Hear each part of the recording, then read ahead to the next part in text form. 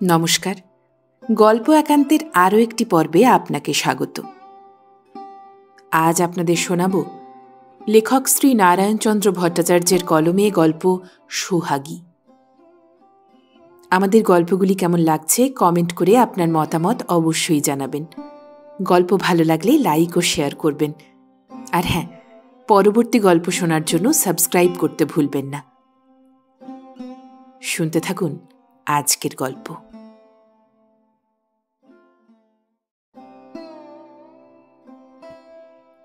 ছেলে হবে না করিয়া বেশি বয়সে যখন একটি মেয়ে জন্মিল, তখন বাপ মা সোহাগ করিয়া মেয়ের নাম রাখিল সোহাগী।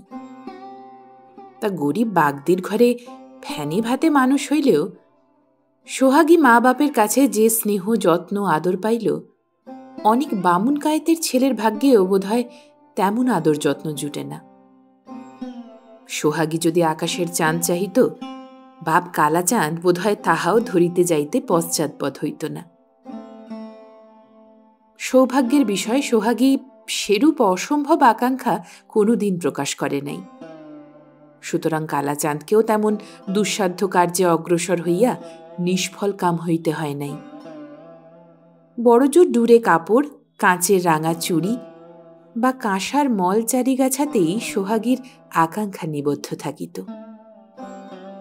কালাচাঁদ ধার কর্জ করিয়াও মেয়ের আকাঙ্ক্ষা পূরণ করিয়া দিত এবং মেয়ের মুখে আহ্লাদের হাসি দেখিয়া স্ত্রী পুরুষ স্বর্গসুখ অনুভব করিত। কিন্তু যতই আদর যত্ন দেখানো হোক, মেয়ে ছেলে 2 দিন বাদে পরের ছেলের হাতে তুলিয়া দিলে পর হইয়া যাইবে। মা বাপকে ছাড়িয়া তাহাদের স্নেহ যত্ন ভুলিয়া তাহাকে পরের ঘরে চলিয়া যাইতে হইবে। এই চিন্তাটা যখন মনে আসিত, তখন স্ত্রী পুরুষ নিতান্তই কাতর হইয়া পড়িত। সোহাগীকে ছাড়িয়া তাহারা কিরূপে থাকিবে তাহা অনেক ভাবিয়াও ঠিক করিতে পারিত না। সোহাগী চলিয়া গেলে তাহাদের ঘর যে অন্ধকার হইয়া যাইবে, চক্ষু থাকিতেও দুইজনে যে কানা হইয়া পড়িবে। কিন্তু উপায় কি? মেয়ে ছেলে, বিবাহ দিতেই হইবে এবং বিবাহের সঙ্গে সঙ্গেই তাহার উপর নিজের দাবিটুকুও সম্পূর্ণরূপে ছাড়িয়া দিতে হইবে। এই দাবিটুকু যাহাতে ছাড়িতে না হয়, পরের হাতে দিলেও মেয়ে যাহাতে একেবারে পর হইয়া না যায়, কালাচাঁদ তাহারই উপায় বিধানে সচেষ্ট হইল। অনেক চেষ্টার পর একটি ছেলে পাওয়া গেল। গোপালনগরের রসিক মালিকের ছেলে মানিকলাল মাতৃপিতৃহীন হইয়া মামার বাড়িতে থাকিত এবং মজুরি খাটিয়া 2 বেলা 2 মুঠা পেটের ভাতের জোগাড় করিত। কালাচাঁদ তাহাকে অনেক বুঝাইয়া, অনেক প্রলোভন দেখাইয়া ঘর জামাই হইয়া থাকিতে সম্মত করাইল এবং যথা সময়ে তাহাকে ঘরে আনিয়া তাহার হাতে সোহাগীকে সম্প্রদান করিয়া মেয়ের উপর আপনার স্নেহের দাবি বজায় করিয়া রাখিল। তা কালাচাঁদের এমন কিছু বিষয় সম্পত্তি ছিল না যাহাতে সে জামাতাকে বসাইয়া খাওয়াইতে পারে। একটা বিল জমা ছিল, 2-1 বিঘা চাষবাসও ছিল। শ্বশুরের সঙ্গে মানিকলালকে বিল আগলাইতে, মাছ ধরিতে ও চাষে থাকিতে হইত। যেখানে জামাই গুরু ঠাকুর অপেক্ষাও অধিকতর আদর যত্নের ভাগী, সেখানে খাটিয়া খাইতে কেমন যেন বাদ ঠেকিত। তবে দিন কতক পরেই সে ভাবটা কাটিয়া গেল। ক্রমে সে শ্বশুর ঘরটাকে ঠিক নিজের ঘরের মতনই করিয়া নিঃসংকোচে থাকিয়া খাইয়া দিন কাটাইতে লাগিল। কিন্তু বেশি দিন এইভাবে চলিল না। সোহাগী যখন 14 ছাড়িয়া 15 পা দিল, স্বামীকে ভালোবাসিবার, আদর যত্ন দেখাইয়া স্বামীর ভালোবাসা পাইবার প্রবৃত্তি তাহার হৃদয়ে জাগিয়া উঠিল। কিন্তু ঘর জামাইয়ের প্রতি অশ্রদ্ধা, অনাদর ও বিদ্রূপের বান আসিয়া তাহার সে প্রবৃত্তিকে ছিন্ন ভিন্ন করিয়া দিতে লাগিল। তখন সোহাগী শুধু যে শ্বশুরের অন্নভোগী স্বামীর উপরেই ক্রুদ্ধ হইল তাহা নহে, মা বাপের উপরেও সে না রাগিয়া থাকিতে পারিল না, এবং তাহার এই রাগটুকুই মানিকলালের স্বচ্ছন্দ দিন যাপনে সম্পূর্ণ অন্তরায় হইয়া উঠিল। মানকে কোথায় গেল সোহাগী? বিরক্তিসূচক মুখভঙ্গি করিয়া সোহাগী বলিল, কোথায় যাবে আবার, ঘরে পড়ে ঘুমোচ্ছে। অতিমাত্র আশ্চর্যান্বিতভাবে মা বলিয়া উঠিল, ও মা, এখনো ঘুমোচ্ছে? বেলা যে 1 প্রহর হতে যায়, এখনো ঘুমোচ্ছে কেন? মুখটা ঘুরাইয়া লইয়া সোহাগী উত্তর করিল, কেন তা আমি কি করে জানব? গম্ভীর মুখে মা বলিল, জানিস আর নাই জানিস, ডেকে দে। সে বলে গিয়েছে মনসাতলার 1.5 বিঘের বাকি ধানগুলো আজ যেন কাটা হয়। সোহাগী জিজ্ঞাসা করিল, বাবা কোথায় গিয়েছে? ঈষৎ ঝংকারের সুরে মা বলিল, বাজারে গিয়েছে। নিজে বাজারে না গেলে তো চলবে না, বাবুকে পাঠালে 2 টাকার মাল 1 টাকায় বেচে আসবে, তারও 5 গন্ডা পয়সার তাড়ি খেয়ে ঘরে ঢুকবে। এমন করলে তো সংসার চলে না। রাগে যেন গড়গড় করিতে করিতে মানকেকে ডাকিয়া দিবার জন্য পুনরায় আদেশ দিয়া মা বাহির হইয়া গেল। সোহাগী ঘরের খুঁটি ধরিয়া অনেকক্ষণ গম্ভীর মুখে স্থিরভাবে দাঁড়াইয়া রহিল। তারপর সে যেন ঝড়ের মতো বেগে ঘরে ঢুকিয়া নিদ্রিত স্বামীকে জোরে একটা ধাক্কা দিয়া কঠোর অনুজ্ঞার স্বরে ডাকিল, ওঠো। সে স্বরে এবং সে ধাক্কায় মানিকের ঘুম ভাঙিয়া গেল। সে তাড়াতাড়ি ছেঁড়া কাঁথাটা গায়ে জড়াইয়া উঠিয়া বসিল এবং নিতান্ত বিস্ময়াবিষ্টের ন্যায় সোহাগীর গম্ভীর মুখের দিকে চাহিয়া জিজ্ঞাসা করিল, কি হয়েছে? সোহাগী মুখখানাকে আরো একটু ভারী করিয়া বলিল, হয়েছে আমার মাথা, বলি আজ উঠতে হবে। সোহাগীর কথায় মানিকের বিস্ময় ভাবটা দূরীভূত হইল। সে 2 হাতে চোখ 2টা রগড়াইতে রগড়াইতে, ও এই কথা বলিয়া পুনরায় শয়নের উদ্যোগ করিল। তদ্দর্শনে সোহাগী আশ্চর্যান্বিতভাবে বলিয়া উঠিল, ও মা, আবার শুতে যাচ্ছ যে? কাঁথাটাকে সরাইয়া কাঁধ পর্যন্ত ঠিক করিয়া চাপা দিতে দিতে মানিক উত্তর করিল, বড্ড শীত। বলিয়া সে পুনরায় শুইয়া পড়িল। সোহাগী রাগে চোখ কপালে তুলিয়া বলিল, শীত বলে কি আজ উঠতে হবে না? কানের উপর কাঁথাটা টানিয়া দিয়া মানিক বলিল, উঠব বই কি। ক্রোধে কম্পিত কণ্ঠে সোহাগী বলিল, কখন উঠবে? খাবার সময়? তাহারই রাগে মানিক কিছুমাত্র ভীত না হইয়া বেশ নির্ভীকভাবেই উত্তর করিল, কিন্তু খাওয়াটা আসবে কোথা থেকে? শ্বশুরের পয়সা থেকে। শ্বশুর বুঝি তোমাকে বসিয়ে বসিয়ে খাওয়াবে? 2 দিন 10 দিন আর খাওয়াতে পারবে না? না। আচ্ছা, না পারে, তখন দেখা যাবে। মানিক পাশ ফিরিয়া সোহাগীর দিকে পিছন করিয়া শুইল। সোহাগী উত্তর খুঁজিয়া না পাইয়া বিরক্তভাবে সরিয়া আসিয়া দরজার কাছে দাঁড়াইল। বাস্তবিক শীতটা বড় বেশিই পড়িয়াছে। এই শীতে মাঠের ঠান্ডা বাতাসে ধান কাটা সহজ কার্য কি? বাতাসে ঘরের ভিতরেই বুক যেন গুড়গুড় করে। কিন্তু কাজ না করিলে কে বসাইয়া খাওয়াইবে?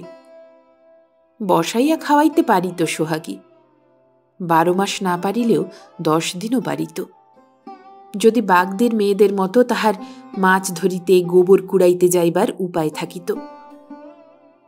কিন্তু মা বাপের আদরে মেয়ে সোহাগীর তাহা করিবার উপায় নাই।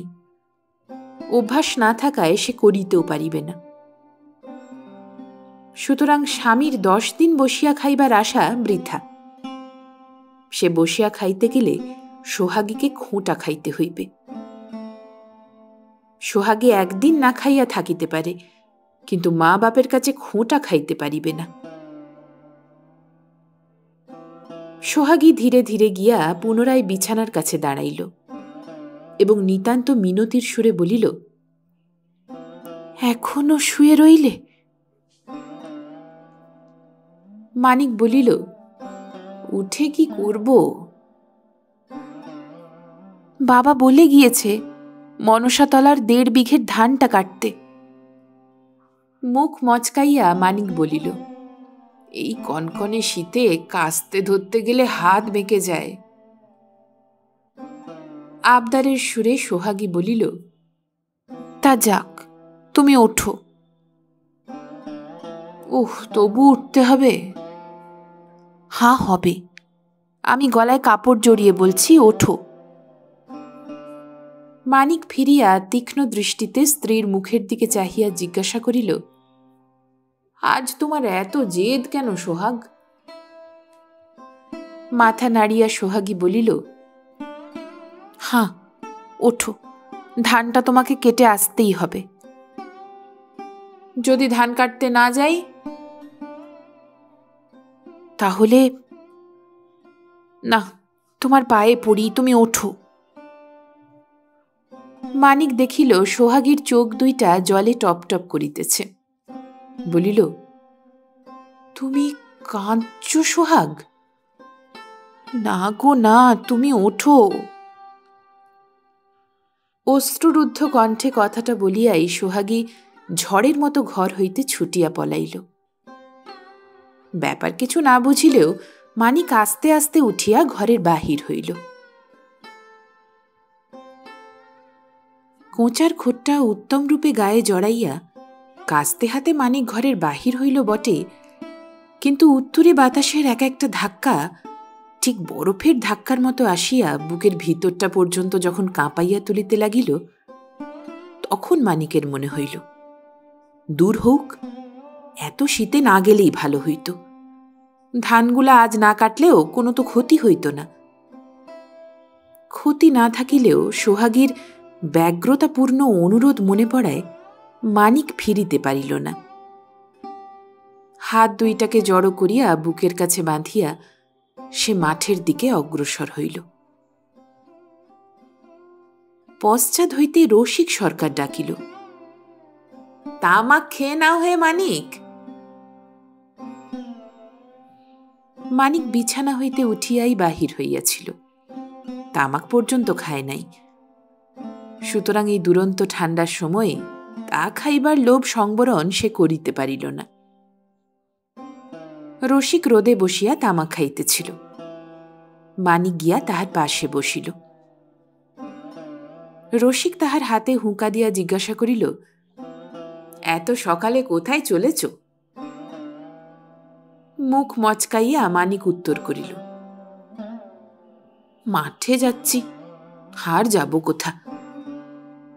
ধান কাটা হচ্ছে নাকি? হচ্ছে না, হবে। কর্তা হুকুম করে গিয়েছে 1.5 বিঘের ধান কাটতে হবে।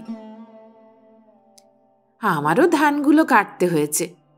তা বলি, যাক 2 দিন, যে শীত পড়েছে বুঝলে মানিক, এমনি ঠান্ডায় হাত বেঁকে যায়। এত ঠান্ডায় আর কাস্তে ধরা যায় না।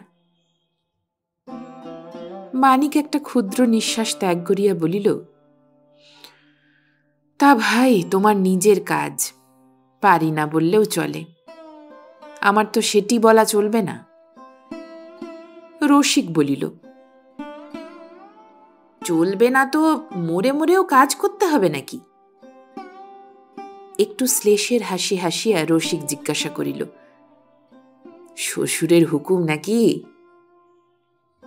বিরক্তিটুকু গোপন করিয়া মানিক তাড়াতাড়ি উত্তর করিল, না না, হুকুম কেন, তবে ধানটা কাটতে হয়েছে। রসিক বলিল, আমারও তাই, কিন্তু এত ঠান্ডায় কাস্তে ধরা যায় কি? সত্যই, এই ভয়ানক ঠান্ডায় কাস্তে ধরিয়া ধান কাটা যায় না। না গেলেও মানিক কেন যে ওই দুঃসাধ্য কার্যে অগ্রসর হইয়াছে তাহা প্রকাশ করিয়া আপনাকে লজ্জিত করা সে সঙ্গত বোধ করিল না। সুতরাং সে রসিকের কোনো কথার উত্তর না দিয়া নিঃশব্দে তামাক টানিতে লাগিল। রসিক একটা হাই তুলিয়া আলস্য ভাঙিতে ভাঙিতে জিজ্ঞাসা করিল, হা হে, সেদিন না তোমাদের শ্বশুর জামাই খুব ঝগড়া হয়েছিল? ভ্রু কুঞ্চিত করিয়া মানিক বলিল, না, ঝগড়া এমন কিছু নয়। সেদিন হয়েছিল কি জানো, 1.5 টাকার মাছ বেচে নেশার জন্য 12 গন্ডা পয়সা বরবাদে দিয়ে এসেছিলাম। তাই ওনারা একটু বলা বলি করেছিল। আমিও ওই নেশার ঝোঁকে বুঝলে কিনা খুব বজসাই হয়ে গেল। রসিক গম্ভীরভাবে মাথা নাড়িতে নাড়িতে বলিল, বটে, তা জামাই যদি 12 গন্ডা পয়সা খরচ করেই আসে? বাধা দিয়া মানিক তাড়াতাড়ি বলিল, আহা, পয়সা খরচ হয়েছে বলে তো ওনারা কিছু বলে না, তবে ওই নেশা টেশা বড্ড বেশি হয়েছিল, তাই করেই আর কি বলা বলি নেগেছিল।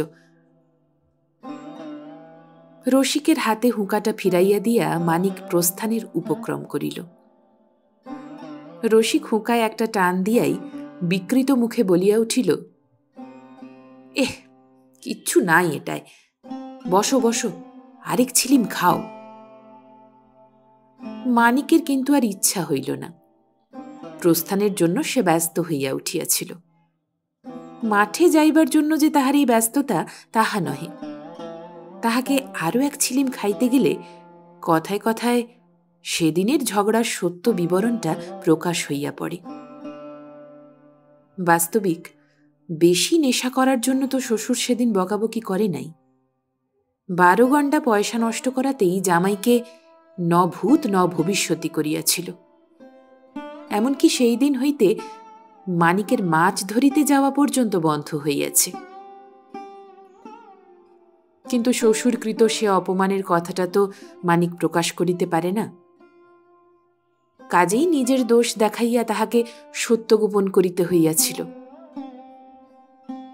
কিন্তু কথায় কথায় সে সত্যটা যদি বাহির হইয়া যায়, সুতরাং রসিকের তামাক খাইবার অনুরোধের উত্তরে সে আকাশের দিকে চাহিয়া বলিল, আর খাবো না, বেলা হয়ে যাচ্ছে।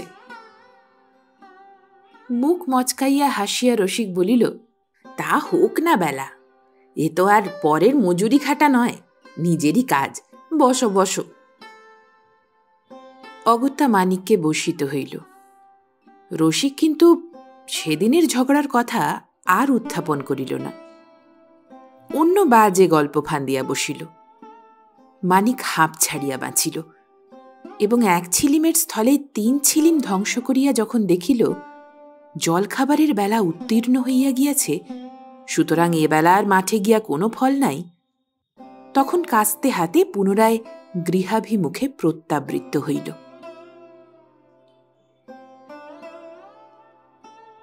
কালাচাঁদ বাজার হইতে ফিরিয়া জিজ্ঞাসা করিল, ধান কতটা কাটা হলো মানিক? খানিক ইতস্তত করিয়া মানিক উত্তর দিল, হয়নি। একটু বিস্ময়ের সহিত কালাচাঁদ জিজ্ঞাসা করিল, হয়নি? তবে ধান কাটতে আর যাওনি? মানিক বলিল, গিয়েছিনু, কিন্তু যে শীত। রাগে মুখ ভারী করিয়া কালাচাঁদ বলিল, কিন্তু এই শীতে বুড়ো মানুষ আমি 1 কোষ রাস্তা ভেঙে বাজারে যেতে পারি। মুখটা যেন নিতান্ত ঘৃণার সহিত ফিরাইয়া লইয়া কালাচাঁদ গম্ভীরভাবে হুঁকায় টান দিতে লাগিল। মানিক মাথা চুলকাইতে চুলকাইতে শ্বশুরের সম্মুখ হইতে সরিয়া গেল।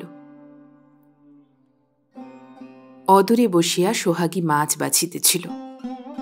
তাহাকে সম্বোধন করিয়া কালাচাঁদ বলিল, দেখলি সোহাগী রকমখানা? সোহাগী মুখ না তুলিয়াই গম্ভীরভাবে উত্তর দিল, হুম।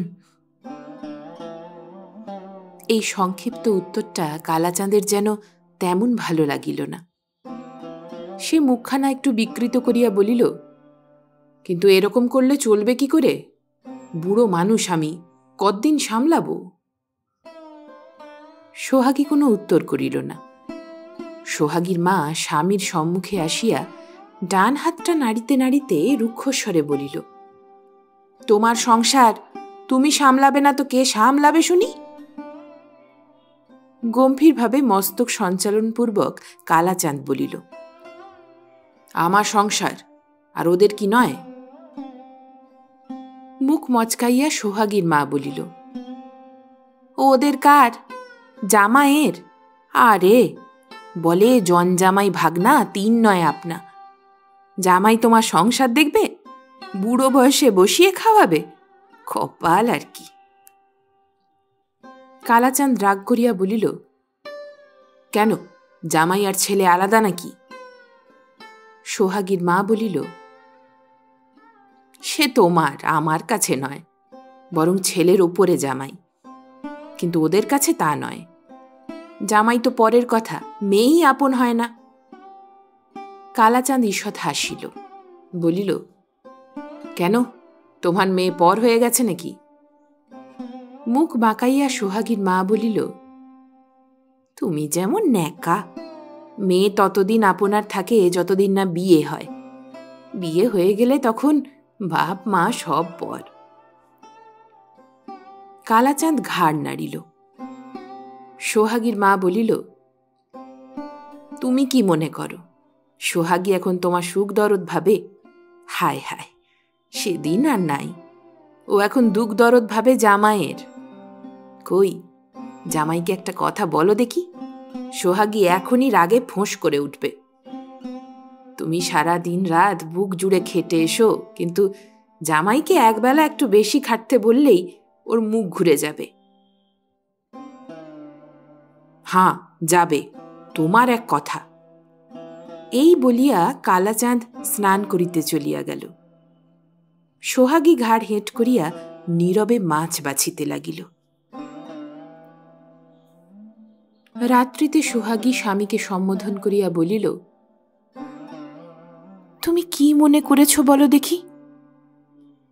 মানিক হাসিয়া উত্তর করিল, মনে করেছি তোমাকে একজোড়া ঝুমকো পাশা গড়িয়ে দেব। ভ্রুভঙ্গি করিয়া সোহাগী বলিল, ইহ, নিজের পেটের ভাতের জোগাড় নেই, আমাকে পাশা গড়িয়ে দেবে? কপাল তোমার। সহাস্য মুখে মানিক বলিল, আমার কপালটা মন্দ কিসে বলো তো? দিব্যি শ্বশুরের খাচ্ছি আর পড়ে আছি। তীব্র স্বরে সোহাগী বলিল, শুধু পড়ে আছো, পড়ে পড়ে কেমন লাথি ঝাঁটা খাচ্ছ। এমন ঝাঁটার ভাত খাওয়ার চাইতে উপোস দিয়ে মরাও ভালো। বলিয়া সোহাগী যেন তীব্র ঘৃণার সহিত মুখটা ফিরাইয়া লইল। মানিক কিন্তু তাহার এই রাগটাকে সম্পূর্ণ উপেক্ষা করিয়াই পরিহাসের স্বরে বলিল, আমি উপোস দিয়ে মলে তোমার কি হবে সোহাগ? রোষ বিকৃত কণ্ঠে সোহাগী বলিল, আমার ছরাদ হবে। দু হাতে খাচ্ছি, আরো দুটো হাত বেরোবে। ক্রোধের উচ্ছ্বাসে সোহাগীর স্বরটা যেন গাঢ় হইয়া আসিল। তাহারই অস্বাভাবিক রাগ দেখিয়া মানিক একটু আশ্চর্যান্বিত হইল। বলিল, আজ তুমি বড্ড রেগেছ সোহাগ। তর্জন সহকারে সোহাগী বলিল, শুধু রেগেছি কি, আজ একটা হ্যাস্ত ন্যাস্ত না করে ছাড়ব না। কিসের হ্যাস্ত ন্যাস্ত করবে? তোমার এই বসে বসে খাওয়ার। আমি কি বসেই খাচ্ছি, খাটি না? খাটো যদি, তবে আজ ধান কাটতে গিয়ে ফিরে এলে কেন? বড্ড শীত সোহাগী। শীত বলে ফিরে এলে? কিন্তু যদি পরের মজুরি খাটতে যেতে হতো? সে আলাদা কথা। রোষগম্ভীর স্বরে সোহাগী বলিল, আলাদা কথা বললে চলবে না। শোনো, কাল তোমাকে ওই জমির ধান সব কেটে তবে ঘরে ঢুকতে হবে। যদি না পারি? না পারো নিজের পেটের ভাতের চেষ্টা করে নেবে। তোমরা আমাকে খেতে দেবে না? না। খেতে দেবার মালিক তুমি নও সোহাগী। যারা মালিক তাদের আমি মাথার দিব্যি দিয়ে বারণ করে দেব। কেন করবে তুমি?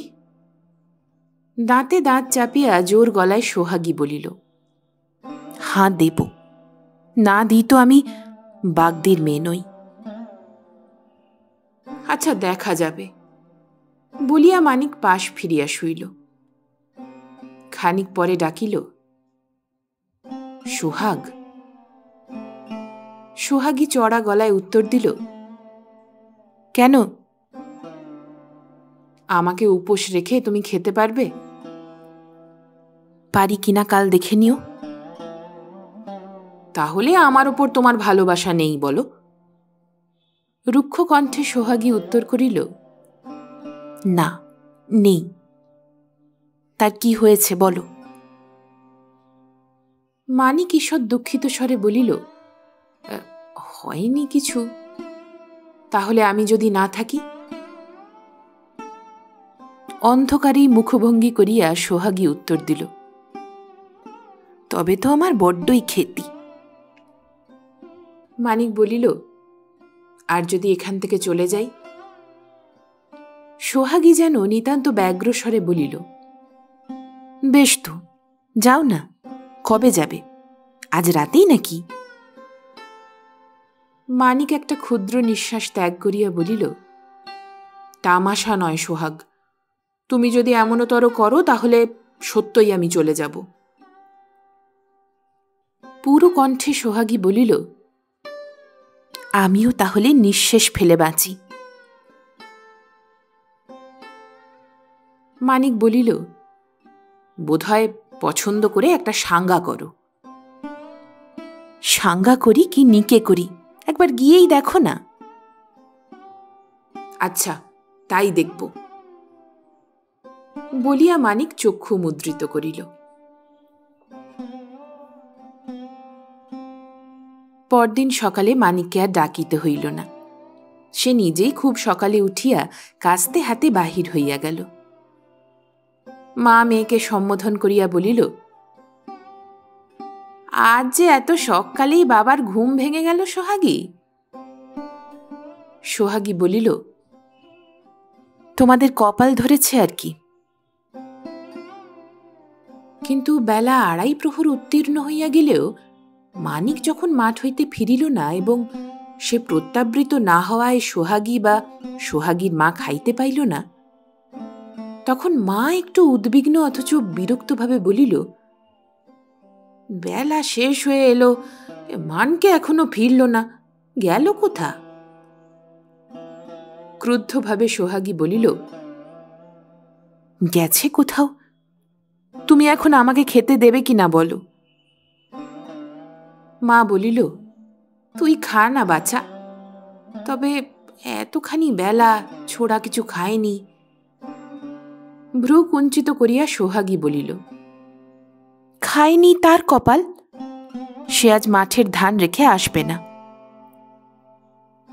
মা যেন বিরক্তির সহিত বলিল, কে জানে বাছা, রাগ ভাগ কিছু হয়েছে নাকি? তা বাবুকে তো কাজ করতে বললেই রাগ, এমন রাগ গোসা নিয়েই বা কদিন চলবে? সোহাগী মাতাকে তর্জন করিয়া বলিল, তোমাদের চলাচলির কথা তোমরাই জানো। আমি তোমাদের কাছে দুবেলা দুমুঠো ভাতের ভিখিরি। আমাকে ভাত এক মুঠো দেবে কিনা তাই বলো। সোহাগীর এই আক্ষেপোক্তিটা মায়ের কাছে কঠোর শ্লেষোক্তি বলিয়া বোধ হইল। মা একটু রাগিয়া তিরস্কারের স্বরে বলিল, ও কি কথা লো সোহাগী, তুই আমাদের কাছে ভাতের ভিখিরি? দেখছি আজকাল তোর এইরকম কটকটে কথা হয়েছে। সোহাগীও রাগে চোখ কপালে তুলিয়া তীব্র কণ্ঠে বলিল, হয়েছে তার করবে কি? সহ্য করতে না পারো দূর করে দাও। সামান্য কথার উত্তরে মেয়েকে এত বড় চড়া কথা বলিতে দেখিয়া মায়ের ক্রোধের সীমা রহিল না। হায় রে, আদরের মেয়ে সোহাগী, যাহাকে চক্ষুর অন্তরাল করিতে হইবে এই ভয়ে মিনসে বুড়ো বয়সে মাথায় মোট বহিয়া একটা পরের ছেলেকে ঘরে পুষিতে কাতর নয়, সেই সোহাগীর মুখে এত বড় স্নেহশূন্য কঠোর উক্তি। মা রাগে জ্ঞান হারাইয়া বলিলেন, দূর করে দিলে যাবি কোথা? সদর্পে সোহাগী উত্তর করিল, কেন, তোমাদের ঘর ছাড়া আর কোথাও যাবার জায়গা নেই নাকি? তোমাদের ঘর? হা ভগবান, সোহাগী তবে এটাকে পরের ঘর বলিয়াই মনে করে। মা বাপের ঘর আজ তাহার কাছে পরের ঘর। ইহাকেই বলে ছেলে মেয়ে। বেদনা কাতর স্বরে মা বলিল, তা বলবি বই কি সোহাগী, এখন তোর যাবার অনেক জায়গা হয়েছে, আমরা এখন তোর কাছে পর হয়ে দাঁড়িয়েছি। অভিমান ক্ষুব্ধ কণ্ঠে সোহাগী বলিল, সাধে কি এমন কথা বলি? তোমাদের ব্যবহারে বলতে বাধ্য হই। দোষ করবে একজন, কিন্তু তার তরে লাঞ্ছনা খেতে হবে আমাকে। কেন বলো তো, আমি তোমাদের কাছে কি এমন দোষঘাট করেছি? সোহাগীর দুই চোখ দিয়া অভিমানের অশ্রুবিন্দু টস টস করিয়া গড়াইয়া পড়িল। সেই কয় ফোঁটা জলেই মায়ের রাগ, দুঃখ, আক্ষেপ সব মুছিয়া গেল। তাড়াতাড়ি মেয়েকে সান্ত্বনা দিয়া স্নেহ কোমল স্বরে মা বলিল, পাগল মেয়ে, নে আয়, ভাত দিইকে চল। সোহাগী মুখটাকে সবেগে ঘুরাইয়া লইয়া ক্রন্দন জড়িত স্বরে বলিল, আর তোমার ভাত দিতে হবে না, দিলেও আমি কখনো খাব না। মা অনেক সাধ্য সাধনা করিল, সোহাগী কিন্তু ভাত খাইল না। সে এমন কাঠের মতো শক্ত হইয়া বসিল যে মা হাত ধরিয়া টানাটানি করিয়াও তাহাকে তুলিতে পারিল না। কাজেই সে এই চেষ্টা হইতে বিরত হইয়া প্রথমে নিজের পোড়া কপালের উপর রোষ করিতে লাগিল। তাহার পর ঘর জামাই করিয়া মেয়েকে ঘরে রাখিবার জন্য নির্বোধ মিনসের বুদ্ধির উপর দোষারোপ করিতে লাগিল। তা মা যদি ভিতরের কথা জানিত, তাহা হইলে মেয়ের অবাধ্যতার জন্য এত দুঃখ প্রকাশ করিত না। আসল কথা, সোহাগীর খাইবার ইচ্ছা আদৌ ছিল না। রাত্রিতে সে স্বামীকে যে কড়া কড়া কথাগুলো শুনাইয়া দিয়াছিল, অনেক রাত্রি পর্যন্ত সেই কথাগুলো আপন মনে আলোচনা করিয়া বারবার মনে মনে যথেষ্ট দুঃখ অনুভব করিয়াছিল, এবং স্বামীর নিকট নিজের এরূপ অহংকার প্রকাশের জন্য আপনাকে ধিক্কার দিতেও কুণ্ঠিত হয় নাই। তাহার পর সকালে উঠিয়া মানিক যখন কাস্তে লইয়া বাহির হইয়া গেল, তখনই একটি সম্ভাবিত দুর্ঘটনার আশঙ্কায় তাহার অন্তর শঙ্কিত হইয়া উঠিল। জলখাবারের বেলা অতীত হইয়া গেল, মানিক জলপান খাইতে আসিল না। মধ্যাহ্নও অতীত হইল। মাঠের মজুররা একে একে ঘরে ফিরিতে লাগিল, মানিক কিন্তু আসিল না। আশঙ্কা সত্যে পরিণত হইতে দেখিয়া সোহাগীর মনটা চঞ্চল হইয়া উঠিতে লাগিল। যে একদণ্ড ক্ষুধা সহ্য করিতে পারে না, সেই মানুষ আজ রাগে দুঃখে এতখানি বেলা না খাইয়া কাজ করিতেছে। আর সে রাগ দুঃখ আর কাহারও উপর নয়, সোহাগীর উপর। সোহাগীর ইচ্ছা হইল সে মাঠে গিয়া তাহাকে বলে, ওগো কাজের লোক, আর তোমায় কাজ করিয়া কাজ নাই, পেটে এক মুঠা দিবে এসো।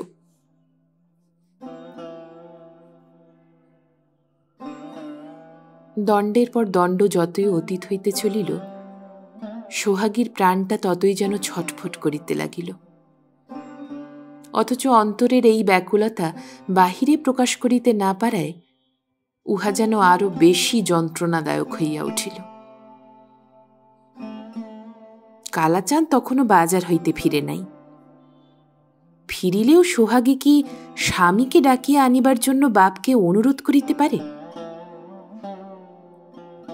মনের এইরূপ অবস্থায় সোহাগীর মা মানিকের জন্য উদ্বেগ প্রকাশ করিল।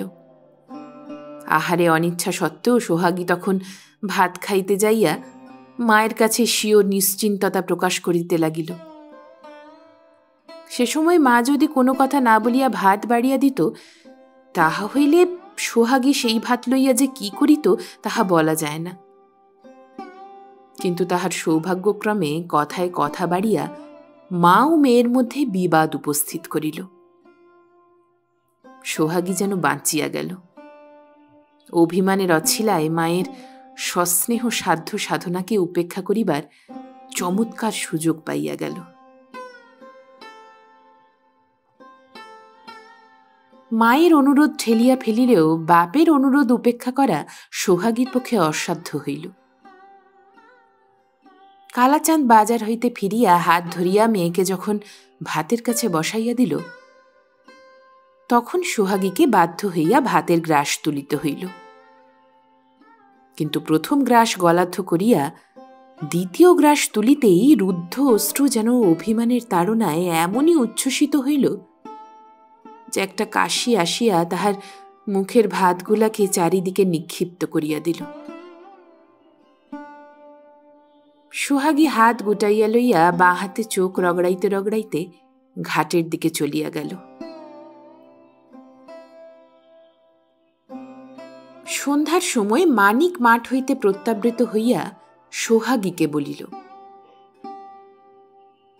আজ 1.5 বিঘের ধান সব কেটে এসছি সোহাগ। ভারী মুখে ঝংকার দিয়া সোহাগী বলিল, তবে তো আমার সব দুঃখই ঘুচে গিয়েছে। স্ত্রীর সন্তুষ্টির জন্য মানিক সারা দিন অনাহারে খাটিয়া আসিয়া স্ত্রীর নিকট প্রশংসার পরিবর্তে এই অপ্রত্যাশিত বিরক্তিটুকু পাইয়া বড়ই বিষণ্ণ হইয়া পড়িল। নিতান্ত হতাশ চিত্তে জিজ্ঞাসা করিল, কি হলে তোমার দুঃখ ঘুচে সোহাগ? তীব্র কণ্ঠে সোহাগী বলিল, আমি মলে। বিরাগ কুঞ্চিত মুখখানা সবেগে ঘুরাইয়া লইয়া সোহাগী স্বামীর সম্মুখ হইতে সরিয়া গেল। মানিক ম্লান মুখে বসিয়া রহিল। মানিক জিজ্ঞাসা করিল, আমি এখানে থাকি এটা কি তোমার ইচ্ছা নয় সোহাগ? সোহাগী একটুও না ভাবিয়া উত্তর দিল, মোটেই না। চিন্তা বিমলিন মুখে মানিক বলিল, বেশ, আমি এখানে থাকব না। কোথায় থাকবে? তোমার তো ঘর ভিটে কিছু নাই। ঘর নাই, ভিটে আছে, সেখানে ঘর বেঁধে নেব। ঘর বাঁধা তো 2-1 দিনে হবে না। ততদিন আমার এক জ্ঞাতি খুড়ি আছে, তার ছেলে পিলে কিছু নাই, তার ঘরে থাকতে পারব। বেশ, তাই থাকবে। মানিক একটু থামিয়া একটা নিঃশ্বাস ফেলিয়া বলিল, কিন্তু তোমাকে ছেড়ে যেতে হবে। একটু শ্লেষের হাসি হাসিয়া সোহাগী বলিল, ছেড়ে যাবে কেন? সাথে নিয়ে চলো না। বিষণ্ণ মুখে মানিক বলিল, তুমি কি মা বাপকে ছেড়ে আমার সাথে যাবে? আমি যাই না যাই, তোমার খাওয়া পরা জোগাবার ক্ষমতা থাকলে তো নিয়ে যাবে। তোমার তো সম্বলের মধ্যে 4 আনা মজুরি, তা নিজেই খাবে না আমাকে খাওয়াবে? উৎসাহসূচক স্বরে মানিক বলিল, তুমি যদি যাও সোহাগ, আমি নিজে উপোস দিয়ে তোমাকে খাওয়াবো। সোহাগী বলিল, কদিন উপোস দেবে? 12 মাস। মাথা নাড়িয়া মানিক উত্তর করিল, হাঁ তো। সোহাগী ঈষৎ হাসিল, বলিল, একজনকে উপোস রেখে নিজের পেট ভরানো, এমন খাওয়া আমি খেতে চাই নে। মানিক বলিল, আমিও সেই তরেই তোমায় নিয়ে যেতে চাই না। শ্লেষ তীব্র কণ্ঠে সোহাগী বলিল, সেটা খুব বুদ্ধির কাজই করেছ।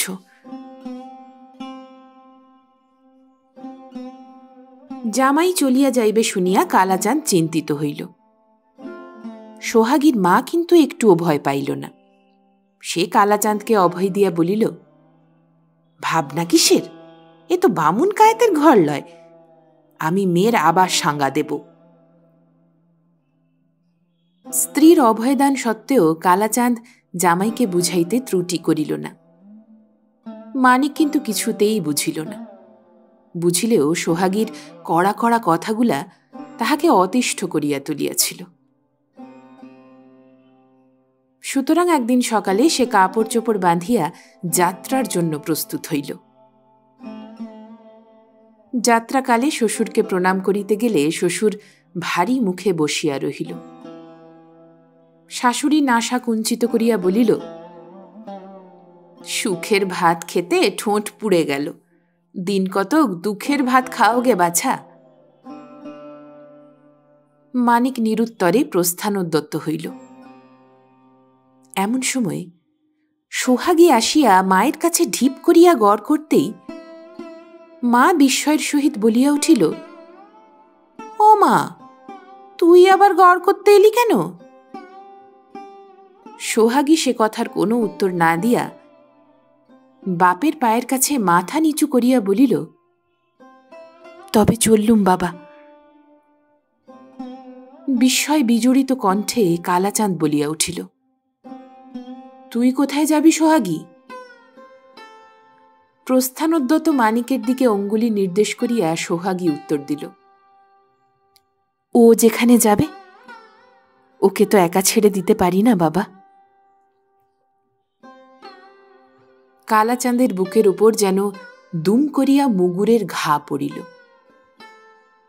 হায় রে, হৃদয়ের সমগ্র স্নেহ সমুদায় ভালোবাসা দিয়া যে সোহাগীকে তাহারা দুইজনে এত বড় করিয়া তুলিয়াছে, সেই সোহাগী ওই একটা কয়দিনের মাত্র পরিচিত লোককে ছাড়িয়া থাকিতে পারে না, কিন্তু তাহাদিগকে অক্লেশেই ছাড়িয়া যাইতে পারে। স্নেহের ভালোবাসার এই প্রতিদান! হায় রে, অকৃতজ্ঞ মেয়ে। কালাচাঁদ মুখ তুলিল না, নত মুখেই ক্ষোভরুদ্ধ কণ্ঠে বলিল, আচ্ছা। সোহাগী ধীরে ধীরে অগ্রসর হইল। মা কাঁদিয়া উঠিল, বলিল, তুই আমাদের ছেড়ে কোথায় যাবি সোহাগী? বলিয়া সে মেয়েকে ধরিবার জন্য অগ্রসর হইতেই কালাচাঁদ ছুটিয়া গিয়া তাহাকে ধরিয়া ফেলিল। ধমক দিয়া বলিল, চুপ করো, যাক। সোহাগী বিস্ময় বিহ্বল স্বামীর হাত ধরিয়া বাহির হইয়া গেল। কালাচাঁদ রুরুদ্যমানা পত্নীর হাত সজোরে চাপিয়া ধরিয়া স্থিরভাবে দাঁড়াইয়া রহিল। সোহাগীর মা ব্যাকুল নেত্রে কন্যা জামাতার দিকে চাহিয়া রহিল। ক্রমে তাহারা দৃষ্টিপথের অতীত হইয়া গেলে সোহাগীর মা কাঁদিতে কাঁদিতে বলিল, ও গো, কি করলে গো, সোহাগী যে চলে গেল। কালাচাঁদ মুখ ফিরাইয়া একবার রাস্তার দিকে চাহিল। তাহার পর আকুল কণ্ঠে চিৎকার করিয়া ডাকিল, সোহাগী, সোহাগী। সোহাগী তখন বহু দূরে চলিয়া গিয়াছে। শুধু প্রতিধ্বনি উপহাসের অট্টহাসি হাসিয়া উত্তর দিল, সোহাগী। কালাচাঁদ মাথায় হাত দিয়া সেই স্থানেই বসিয়া পড়িল।